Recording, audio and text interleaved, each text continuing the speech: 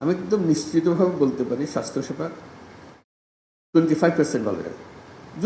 শুধু এইটুকু চিন্তা করে আমরা এর চেয়ে ভালো করবো, এর মধ্যেই করবো। আর এর থেকে সুযোগ যদি একটু বেশি হয়, অন্যান্য জিনিস যেগুলো বলেছে, আরও নিয়োগ করা হবে, আরও পদ সৃষ্টি করা হবে, এগুলো পরে হোক। কিন্তু যেভাবে আছে এইভাবে যদি আমরা করতে চাই, তাতে শুধু মন ঠিক করা যে আমি করবো, অন্য কে কী করলো না করলো ওর দিকে তাকাবো না, আমি আমার ঠিক মতো করবো, আমার সাধ্যে যতটুকু, তাহলে 25% হবে। এই 25% কিন্তু অত্যন্ত মূল্যবান 25%। কারণ এখানেই মানুষ মারা যাচ্ছে এই 25%-এর ব্যাপারে, যেটুকু আমরা করছি না, যেটা আমরা করতে পারতাম, নানা ব্যাখ্যা দিয়ে সেটাকে ঢেকে রাখছি আমরা, কিন্তু ভেতরে আমি জানি যে আমি পারতাম। কি হয়েছে, আমি গতের মধ্যে পড়ে গেছি। ওই যে স্বাস্থ্য উপদেষ্টা মহোদয় বললেন যে হাসপাতালে গেলাম, যেখানে যার থাকার কথা নাই, যেখানে যার করার কথা করছে না, ইত্যাদি। এটা তো কারো অপেক্ষায় না, এটা তো আছে।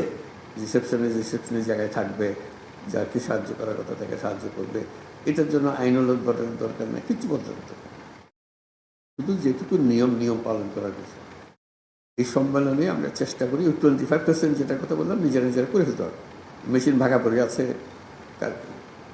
যেখানে যেটা থাকার কথা সেটা নাই, ইত্যাদির মধ্যে শুধু একটা মহা সুযোগ পেয়েছে, এবং এটা আমার আপনার মাধ্যমে হচ্ছে। আমাদের ছেলে মেয়েরা, বাচ্চারা এখনো নাই, ওরা আসবে, ওরা দেখবে।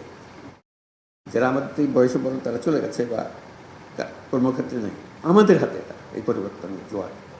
একটা বালিশ যদি 1 লক্ষ টাকা দিয়ে কিনতে হয়, আমরা 1 লক্ষ টাকা দিয়ে কিনবো, ওইভাবে নিয়ম ওইভাবে করেছি। এখন তো হঠাৎ করে পাল্টে গেছে।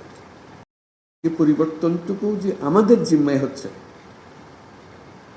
এই জিম্মাটা বদলাবে।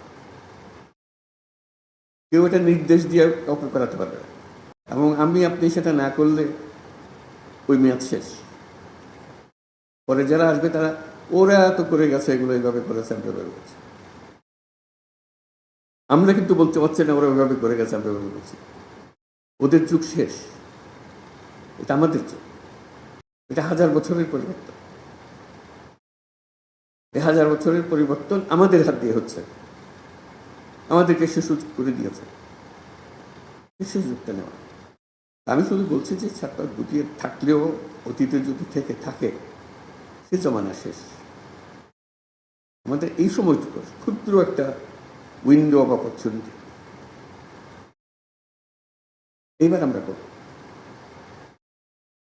কারণ আমাদের উপর সারা বিশ্বের নজর, এবং আমিও নিজেকে আবিষ্কার করেছি যে আমার তো অনেক ক্ষমতা আছে, এই ক্ষমতা আমি ব্যবহার কেন করব?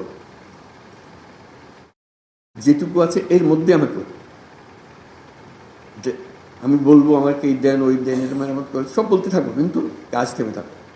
কতগুলো খুব সহজ কাজ, ওই আগের আমলে এইভাবে হয়েছে বলে এখনো হচ্ছে। মাথার থেকে সুরে ফেলানো, আগের আমল সবাই বিলিয়ে গেছে, নাই। যেহেতু ওই যে ইন্টারিম পিরিয়ড, যে সময়টুকুতে আমরা কর্মরত, এরপরে যারা নতুন ঢুকবে ওরা বলবে যে আমরা তো কিছু করেন না, আপনাদেরকে সুযোগ দেওয়া হয়েছিল, আপনি করেন। এখন আমরা না করাতে ওই পুরনো অভ্যাস আমাদের কাছে আবার চলে এসছে। সেই পুরনো অভ্যাস একটা ইতি টেনে দেওয়া।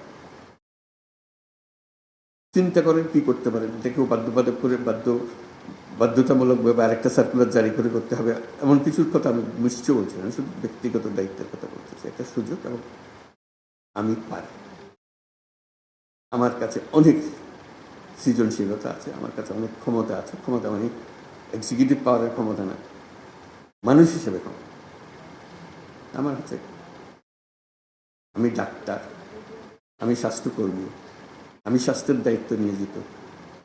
স্বাস্থ্যে অনেক কিছু আমি করতে পারি, চিল্লি করতে পারি, কাজ করে ফেলতে। 10 জনকে ডেকে, ডাক্তার ও ডাক্তার সবাই মিলে বলবো আসুন তো ভাই, এটা করে ফেল।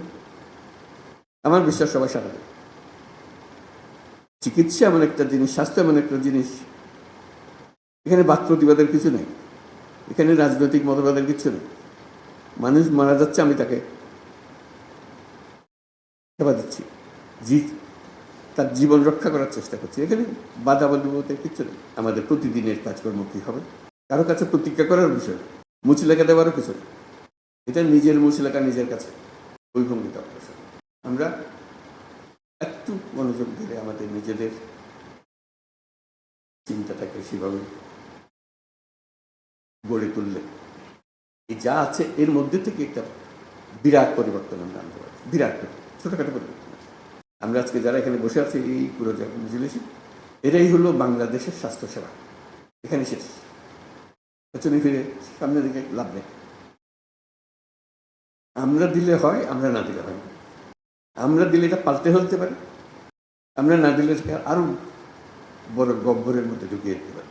এমন প্যাচ কষে দেবো কোনো সরকারের সাধ্য নাই তার থেকে বেরিয়ে আসে। বুঝতে গেছে এই সিদ্ধান্ত ব্যক্তি হিসেবে